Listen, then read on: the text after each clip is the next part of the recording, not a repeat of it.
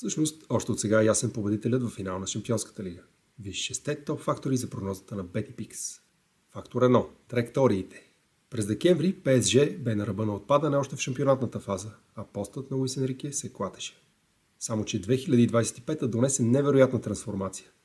ПСЖ изведнъж се превърна в най-впечатляващия отбор на континента, а сега той е и на крачка от исторически требъл. И обратно. Интер само допреди месец вървеше към требъла, но сега го изпусна. Фактор 2. Предимството по линии.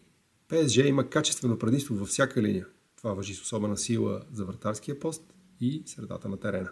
Донарума може да спечели финала дори при евентуални дуспи, както вече стори срещу Ливърпул. Фактор 3. Треньорите. Симон Инзаги несъмнено е отличен треньор. Луис Енрике обаче е над него. Инзаги изгуби финала с Гвардиола преди 2 години, а Луис Енрике е съвършен във финали в един матч. До сега е спечелил всичките си 10. Фактор 4. Свежестта. ПСЖ си взе на ходом титлата във Франция и купата, след като при нужда ротираше дори по 11 футболисти.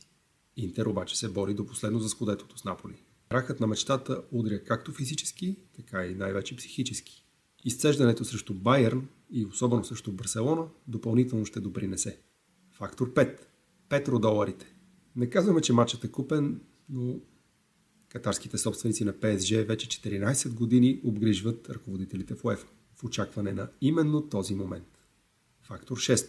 Поличбите.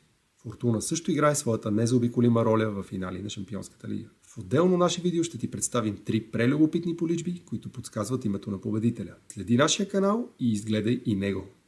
Всичко води към това ПСЖ да спечели финала, ако ще и да се наложи да се мине отвъд редовното време. Виж на нашия сайт двете топ прогнози за мача на годината в Шампионската лига. Показваме ти най-високите ставки за тях сред препоръчените оператори в България. Последвай ни и в другите социални мрежи и се абонирай на сайта на BettyPix за още точни прогнози. Не само футболни, а и спортни. Спорно!